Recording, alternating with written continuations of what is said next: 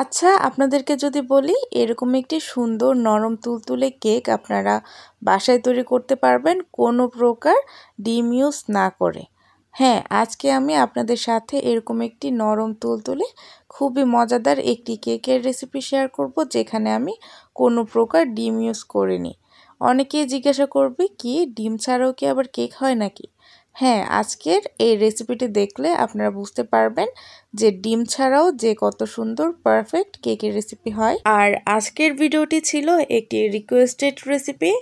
একজন আপু আমাকে কমেন্ট করে জানিয়েছিল যেন ডিম ছাড়া একটি কেকের রেসিপি শেয়ার করি।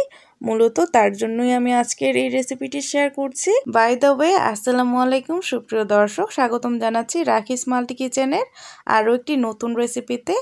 আশা করব আমার আজকের এই রেসিপিটি আপনাদের কাছে খুবই ভালো লাগবে। তো রেসিপি শুরু করছি। প্রথমে এখানে আমি একটি বোল নিয়ে নিয়েছি। এখানে দিয়ে দিচ্ছি হাফ কাপ পরিমাণ আগে থেকে জাল করে রাখা দুধ। এবার এখানে দিয়ে দিচ্ছি 1/3 কাপ পরিমাণ খাওয়ার রেগুলার তেল।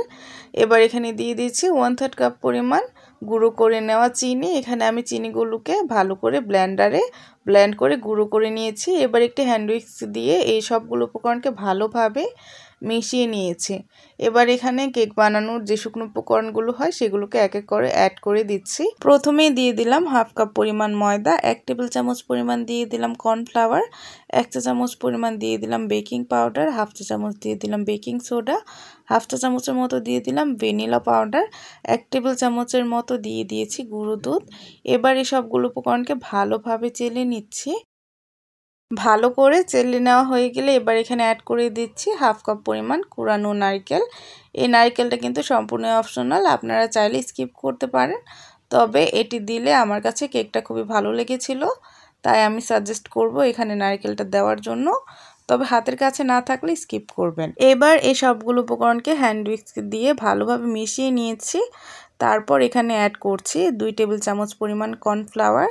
এখানে সর্বমোট আমি ইউজ করেছি হাফ কাপ পরিমাণ ময়দা এবং 3 টেবিল চামচ পরিমাণ কর্নফ্লাওয়ার। কেক বানানোর সময় এই মেজারমেন্টগুলো কিন্তু অবশ্যই মনে রাখবেন। এবার হ্যান্ড উইস্ক দিয়ে এই সবগুলো উপকরণকে ভালোভাবে মিশিয়ে নিয়েছি।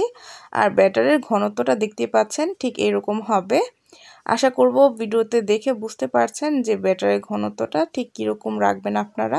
এদিক থেকে আমি 4 ইঞ্চের একটি রাউন্ড মোল্ড নিয়ে নিয়েছি এবং নিচে কিছুটা বেকিং পেপার কেটে বিছিয়ে নিয়েছি এবং তেল ব্রাশ করে নিয়েছি। এর মধ্যে আমি সম্পূর্ণ ব্যাটারটাকে দিয়ে দিচ্ছি। সম্পূর্ণ ব্যাটারটা দেওয়া হয়ে গেলে এবার আমি এখানে উপর থেকে দিয়ে দিচ্ছি কিছু নারকেল কোড়ানো। এগুলো কিন্তু সম্পূর্ণ অপশনাল, আপনারা চাইলে না দিলেও পারেন, এতে কোনো সমস্যা নেই।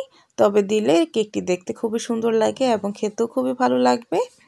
নারকেল কুড়ানোগুলোকে দিয়ে এবার আমি ট্যাপ ট্যাপ করে নিচ্ছি যেন নারকেলগুলো ভেতরে ঢুকে এবং ভিতরে যদি কোনো প্রকার এয়ার ক্রিয়েট হয়ে থাকে সেগুলো বের হয়ে আসবে।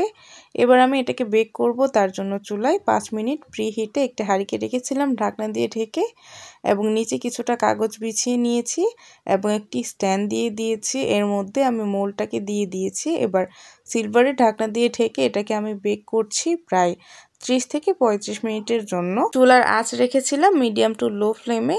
30 থেকে 35 মিনিট পর দেখতেই পাচ্ছেন মাশাআল্লাহ আমার কেকটি কতটা সুন্দরভাবে বেক হয়েছে আর উপর থেকে দেখতেই পাচ্ছেন কতটা সুন্দর কালার চলে এসেছে।